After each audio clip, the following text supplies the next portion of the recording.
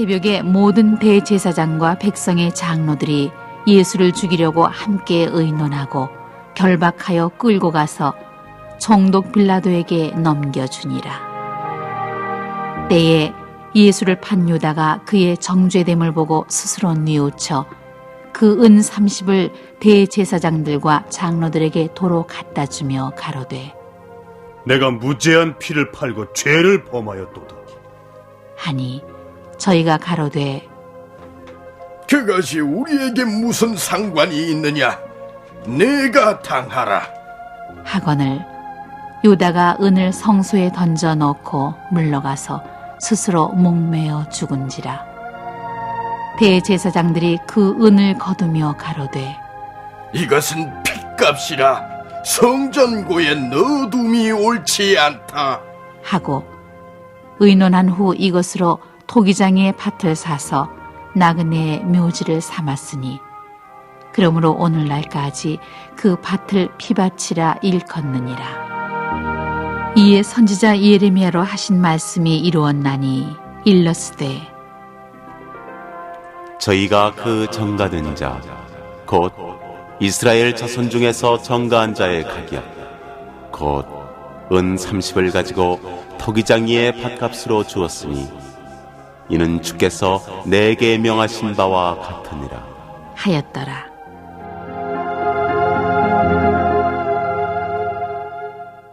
우리가 잘 알고 있는 최후의 만찬이라는 그림이 있죠. 레오나르도 다빈치라고 하는 이 사람이 그림을 그렸는데 이 그림을 그릴 때 이런 일화가 있습니다. 다빈치는 실제로 이 그림 모델을 찾아다녔다고 해요. 그리고 예수님의 모습을 가진 한 젊은이를 찾을 수가 있었습니다. 그 모습을 보니까 정말 예수님처럼 선하고 예수님처럼 인자한 모습을 가진 그런 청년이었어요. 그 6년 동안 예수님의 11 제자들의 그런 모델을 찾아서 모두 그림을 그릴 수가 있었습니다. 이제 마지막으로 예수님을 배반한 그 가룟 유다의 모델을 찾으면 돼요. 그리고 한 사람을 소개받아서 가룟 유다의 모델로 이제 그리게 됐는데 그 사람은 로마 감옥에 갇혀 있고 그리고 흉악하고 살인을 한 그런 사형수였어요. 다비치는 유다까지 다 완성을 하는 가운데 그림 작업을 마치고 사형수를 돌려보내려고 하는데 갑자기 그 사형수가 다빈치 앞에 무릎을 딱 꿇으면서 말해요. 선생님, 저를 모르시겠습니까? 잘 모르겠군요. 사형수는 다빈치가 완성한 그 최후의 만찬을 가리키면서 제가 저 그림 속에 그려진 6년 전에 예수님의 모델이 바로 저였습니다. 다비치는 놀라면서 말합니다. 아니, 이게 어떻게 된 일이요? 당신의 그 선함과 인자함은 어디 있습니까? 오늘 예수님의 부르심을 받고 3년 동안 열심히 예수님을 따라다녔던 가룟 유다. 그는 주님 앞에 크게 은혜를 받은 자요 12 제자 중에 한 사람으로 선택을 받았습니다. 그런데 대제사장들과 장로들이 예수님을 잡기 위해서 가야바의 집들에 모여 그 모의를 하고 있을 때 예수님의 제자 12 제자 중에 가룟 유다가 이 대제사장들에게 찾아가서 예수님을 넘겨주기 위해서 흥정을 하는 거예요. 예수님을 넘겨준다는 것은 예수님을 잡을 수 있도록 기회를 제공하고 또 체포할 수 있는 그런 여건을 마련해 준다는 그런 의미입니다. 대제사장들은 가룟 유다에게 은 30을 쥐어주었어요. 그렇다면 이 가룟 유다는 왜 예수님을 배반하기로 마음먹었을까요? 여러분은 궁금하지 않으세요? 첫 번째로 물질에 대한 욕심 때문입니다. 이 성경에는 가룟 유다가 왜 예수님을 팔았는지 잘 이렇게 밝히고 있지는 않아요. 여러 가지 이유가 있겠지만, 그러나 유다는 그 예수님이 로마로부터 이스라엘을 해방시키고 다시 회복하리라 하는 그런 기대가 컸는데, 이 일을 하지 않는 그 예수님에 대한 실망이 너무나도 컸기 때문에 예수님을 팔았을 것이다. 어떤 학자들은 이렇게 생각을 하기도 합니다. 그러나 한 가지 알 수 있는 것은 요한복음에서 가룟 유다를 이렇게 말해요. 요한복음 12장 6절에 보니까 그는 도둑이다. 돈깨를 맞고 거기 넣는 것을 훔쳐갑니다. 그는 예수님을 따르는 제자들 가운데 돈깨를 맡은 자였습니다. 그런데 사사로이 돈을 훔쳤다 이렇게 밝히고 있는 거예요. 아마 몇 번 이것을 요한한테 들켰는지도 몰라요. 우리가 살아가는 동안에 물질이 필요합니다. 그러나 너무 과하게 욕심을 부리면 결국 죄가 되고 불행의 씨앗이 될 수가 있어요. 물질의 욕심은 삶을 한없이 추하게 만듭니다. 돈 때문에 스승을 배반하고 친구와 이웃을 배반하기도 합니다. 심지어는 부모까지도 버리게 하는 것이 물질이에요. 그래서 우리가 잘 알고 있는 성경 디모데전서 6장 10절을 보면은 다 같이 함께 보실까요? 시작. 돈을 사랑함이 일만하게 뿌리가 되나니 이것을 사모하는 자들이 미혹을 받아 믿음에서 떠나 많은 근심으로써 자기를 찔렀도다. 예수님은 누가 자신을 배신할지 잘 알고 계셨어요. 요한복음 13장 21절을 보니까 내가 진실로 진실로 너희에게 이르노니 너희 중 하나가 나를 팔리라. 참으로 안타깝게도 유다는 돈과 하나님을 구별될 수 없을 정도로 같은 위치에 두었다는 거예요. 어느 날 마리아가 식사를 하고 있는 그 예수님께 나와서 향유를 부었습니다. 그리고 자신의 머리카락으로 예수님의 발을 닦아요. 이런 마리아의 헌신에 있는 그런 모습을 보면서 그 향유를 팔아서 가난한 자들에게 줄 수 있었겠다 하고 명분을 내세웠지만은 실제로는 자기 것을 챙기지 못한 그런 아쉬움을 드러내는 그런 모습이에요.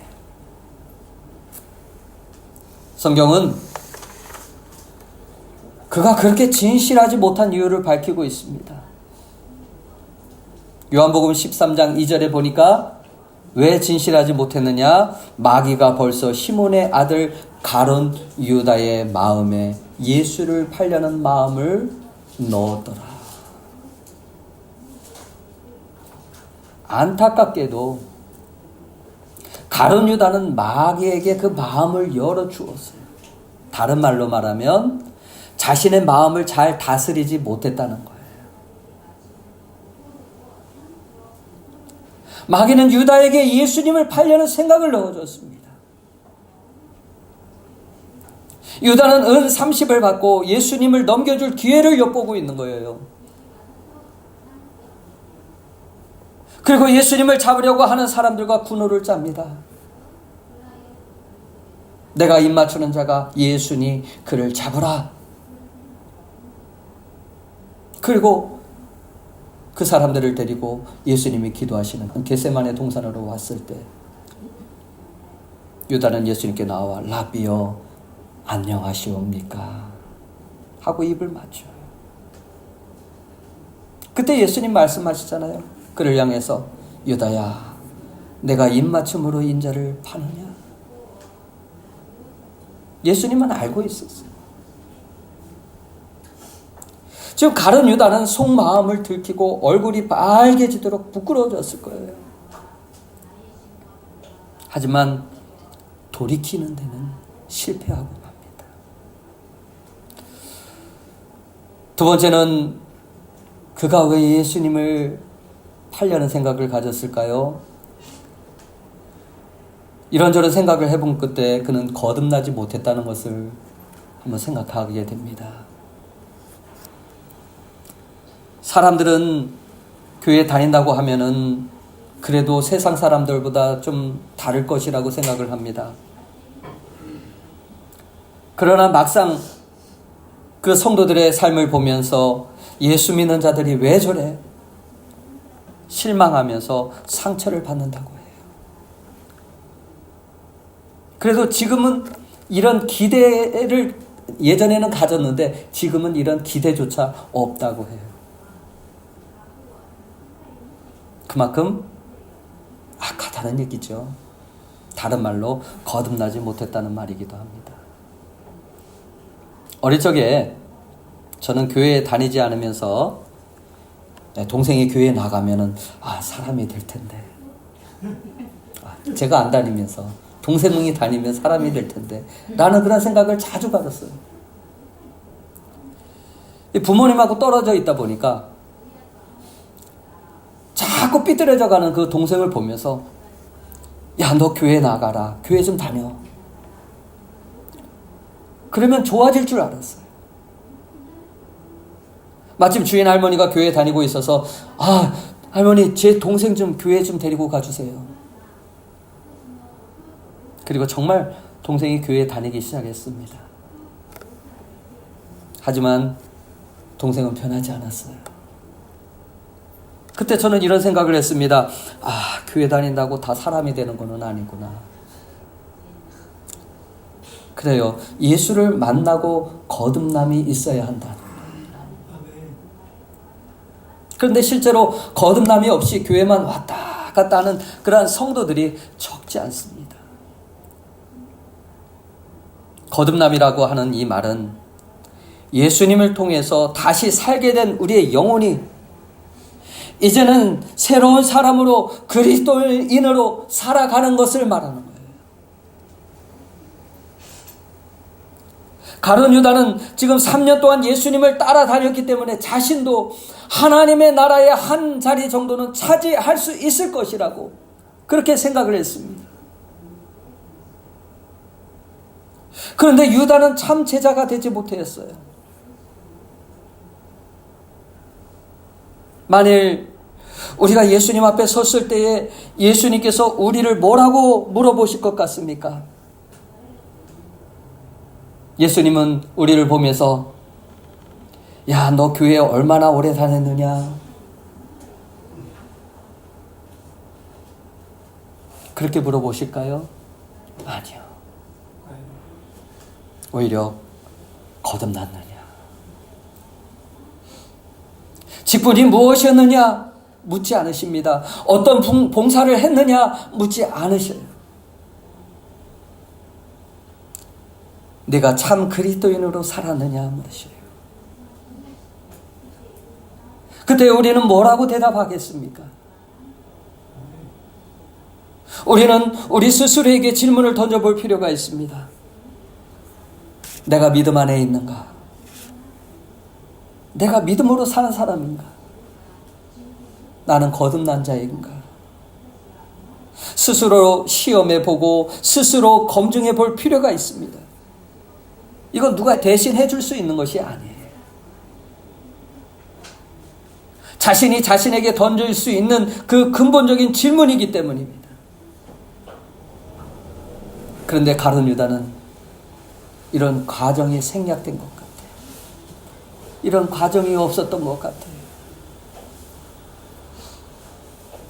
세 번째는 회개의 기회를 잃어버렸기 때문입니다. 그래도 마지막 회개할 기회가 있었어요. 예수님을 팔자가 누구인지에 대한 그 요한의 질문에 내가 떡 한 조각을 적셔다 주는 자가 그리하리라. 예수님이 알고 있으면서 여러 번 지적을 해주셨어요. 그리고 떡 한 조각을 적셔서 가룟 유다에게 줍니다. 예수님은 이미 자신을 팔자가 누구이며 가룟 유다가 참 제자가 되지 못할 것을 다 아셨음에도 가룟 유다가 회개하기를 바랐지만 가룟 유다는 회개하는 데는 실패해요. 회개할 수 있는 그 마지막 기회를 잃어버리고 말아요. 뉴욕을 떠나서 샌프란시스코로 가던 그 여객선 그 센트럴 아메리카호라는 배가 있었습니다. 큰 여객선인데 이 바다 한가운데서 고장이 나가지고 배 안으로 물이 조금씩 들어오기 시작했어요. 마침 구조 요청 신호를 보내고 그 인근에 이렇게 지나가던 배 한 척이 다가와서 사람들과 짐을 모두 그 배 쪽으로 옮기라고 그렇게 말했습니다. 그 광경을 보고 있던 여객선 선장은 가만히 보니까 괜찮을 것 같아요. 그리고 말합니다. 지금은 캄캄한 밤이라 사람들을 그쪽으로 옮기게 되면 큰 혼란이 오게 될 것이요. 우리가 고쳐보도록 하겠어. 안 되면 아침이 밝아올 때 다시 구조를 요청하겠어. 그리고 그 배를 돌려보냈습니다. 하지만 그 여객선은 1시간도 지나지 않아서 바다 밑으로 깔아앉히고 말았어요. 그렇습니다. 하나님의 은혜가 임할 때 잠깐 기다려달라는 그런 핑계는 하지 마십시오. 내가 뭘 잘못했는데요? 그런 거 생각하시지 마시고 내가 잘못이 없는 것 같아도 하나님 제가 잘못했습니다. 그런 인생을 살게 되어 정말 죄송합니다. 바르게 돌이키겠습니다. 자백하고 다시 돌이킨다면 얼마나 좋을까요? 여러분 은혜 받을 기회를 놓치지 마십시오. 은혜 받을 기회가 언제 온다는 그런 보장이 있을까요? 시간이 지나면 없을 수도 있습니다. 가룟 유다는 예수님께서 자신에게 충고했던 그런 말씀을 듣지 않는 거예요. 결국 예수님을 넘겨주고 나서야 그가 정신이 들었습니다. 자신이 무슨 일을 했는지 예수님께서 끌려가서 매 맞고 십자가에 달리는 그런 처참한 광경을 보고 나니까 그제서야 정신이 드는 거예요. 그리고 유다는 양심의 가책을 견디지 못하고 예수님의 몸값을 받았던 그 은 30을 도로 주려고 장로들과 대제사장에게 찾아갑니다. 내가 무죄한 피를 팔고 죄를 범하였도다. 자신이 예수를 판 것은 잘못된 이름을 알았다는 거예요. 다시 말해서 유다는 양심의 가책을 통해서 통회하는 마음은 있었지만 다시 돌이키는 그런 회개가 없었다는 거예요. 어제가 이런 말씀을 드린 적이 있습니다. 우리는 흔히 하나님 잘못했습니다. 제가 이런 죄를 지었습니다. 자백하면은 다 회개한 것으로 여긴다는 거예요. 운전을 하시는 분들은 잘 아실 거예요. 이거 잘못된 길로 왔네. 그것을 깨닫는 순간 어떻게 해야 하나요? 유턴해야지요. 가던 길을 멈추고 유턴을 해서 다시 돌이키는 그것이 회개예요. 그런데 잘못 왔다는 것을 알면서도 돌이키지 않는 것은 회개가 아닙니다. 즉 다시는 잘못된 길로 가지 않는 것이 회개예요. 마태복음 5장 26절에 보면 이런 말씀이 있습니다. 같이 보실까요? 진실로 내게 이르노니 내가 홀이라도 남김이 없이 다 갚기 전에는 결단코 거기서 나오지 못하리라. 여기서 한 홀이라는 말은 하루 품삯의 16분의 1, 즉 일본에서 만엔을 벌면은 거기에 16분의 1이면 650엔 정도의 작은 돈이에요. 이렇게 작은 돈을 빌렸을지라도 갚아야 된다는 얘기예요. 다른 말로 여기서 제가 홀이라고 얘기했지만 작은 죄의 문제를 해결하기 전에는 결코 형벌을 면하기 어렵다.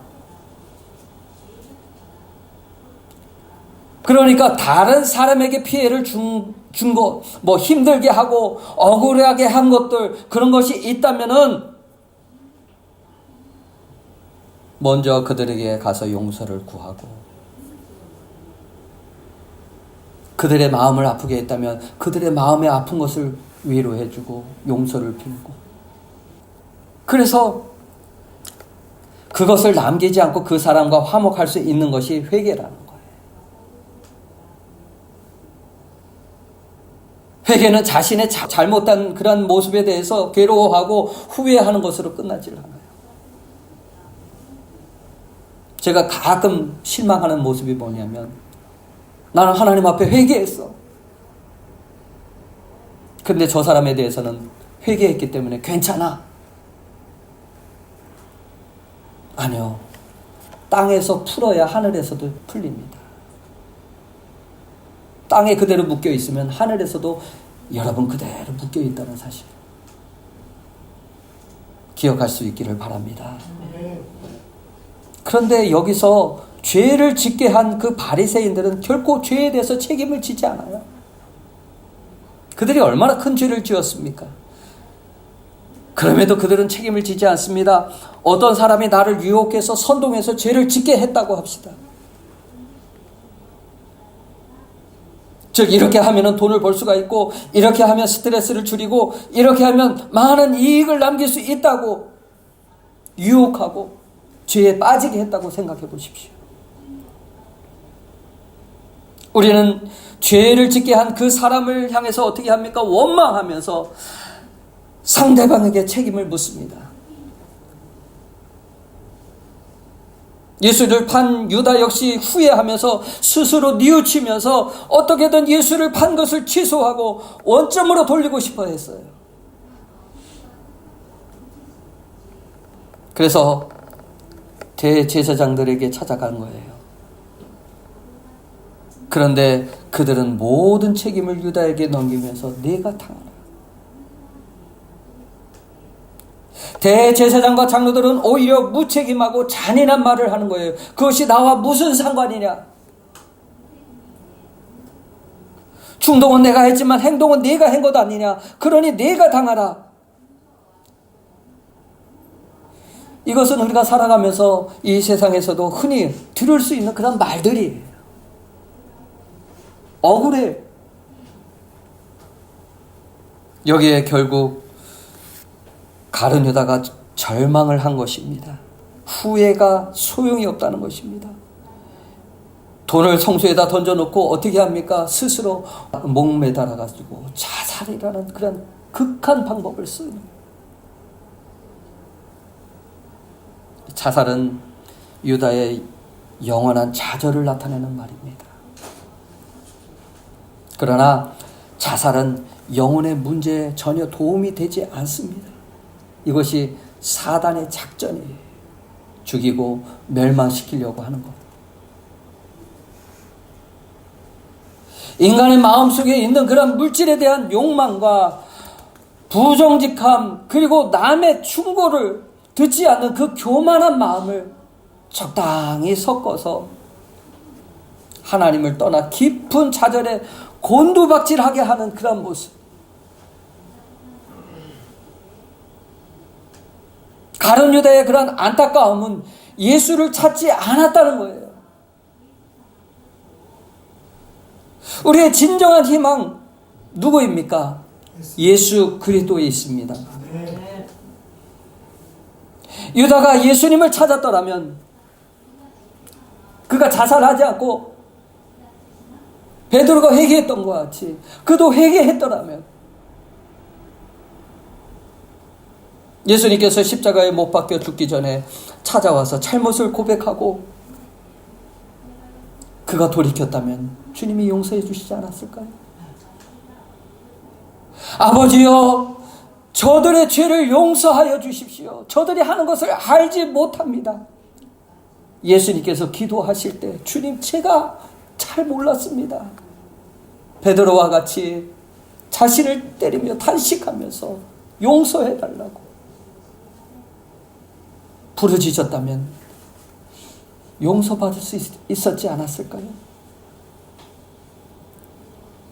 그러나 베드로는 어떻게 됐습니까? 축복의 기회로 만들 수 있었지만 가룟 유다는 이 축복의 기회를 잃고만. 가룟 유다가 예수님을 판 이유는 외적인 문제가 아니라 영적인 문제라는 사실을 알 수가 있습니다. 어떤 사람이 꿈속에서 매일 밤 보자기를 쓰는 남자가 나타나더랍니다. 선을 행하려고 하면 자꾸 악한 길로 끌고 가고, 자기가 조금 바르게 서려고 하면 자꾸 무너뜨리는 거예요. 자기는 멋지게 승리하고 싶은데 자꾸 실패가 반복되는 거예요. 그래서 화가 나서 그 보자기를 확 벗겨버렸더니 그 보자기를 쓴 남자는 바로 자신이었다는 거예요. 그렇습니다. 문제는 다른 데 있지 않고 우리 자신에 있어요. 우리 마음을 지켜야 돼요. 마음을 지키지 않으면 어떻게 됩니까? 생명의 근원이 거기에 있기 때문에 마음을 빼앗긴다면 우리 모든 것을 다 빼앗겼습니다. 적은 밖에 있는 것이 아니라 바로 내 안에 있습니다. 그리고 유다가 예수님을 판 것은 잘 믿다가 배신한 것이 아니라 그는 아예 처음부터 예수를 믿지 않는 불신앙이었어요. 쉽게 말하자면 신앙이 없으면서도 얼마든지 신앙인처럼 행사를 하면서 살 수 있다는 것이에요. 참 제자가 아님에도 불구하고 제자처럼 살았고, 예수님을 따랐으나 자신의 욕심을 따라 산 거예요. 여러분, 우리의 신앙 생활 속에서도 신앙과 정직이 담겨 있습니까? 여러분의 모습을 한번 보세요. 내가 그리스도인이라고 말하면서도 내 안에 정말로 진실된 그리스도인의 모습을 가지고 있습니까? 이 땅에 떠난 교인들이 얼마나 많이 있습니까? 그들은 배신자가 아니고 예수를 구세주로 영접하고 만난 경험이 없기 때문에 그런 거예요. 요한복음 6장 64절 한번 같이 보시겠습니다. 시작. 그러나 너희 중에 믿지 아니하는 자들이 있느니라 하시니, 이는 예수께서 믿지 아니하는 자들이 누구며 자기를 팔 자가 누구인지 처음부터 아심이러라. 이 말은 누구를 향한 말씀인지, 또 가룟 유다가 예수를 믿지 않고 있었다는 사실을 명확하게 지적해주는 그런 증언 아니겠습니까? 가룟 유다가 믿다가 타락한 사람이 아니라 다만 예수를 자기 인생의 수단으로 삼고자 했습니다. 기억하십시오. 종교인과 신앙인은 다릅니다. 교인과 하나님의 자녀는 다릅니다.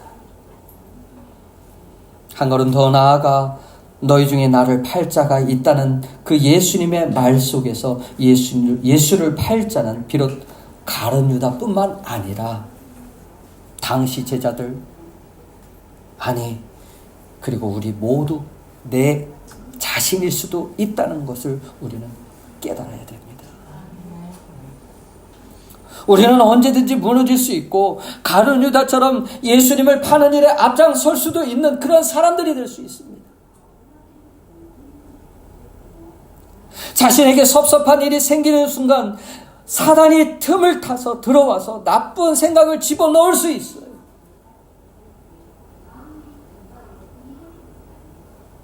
그러므로 우리의 믿음이 떨어지지 않기 위해서 어떻게 해야 됩니까?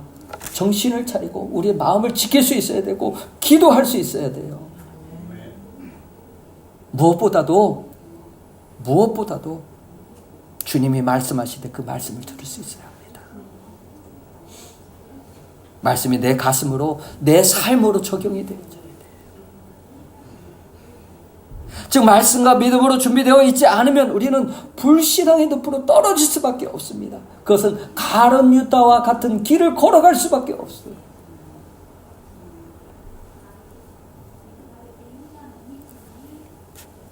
가룟 유다만이 아니라 우리 자신도 연약하다는 것을 인정하고 회개하여 참 제자로서 예수님을 따라가는 저와 여러분이 다 되시기를 예수님의 이름으로 축원합니다.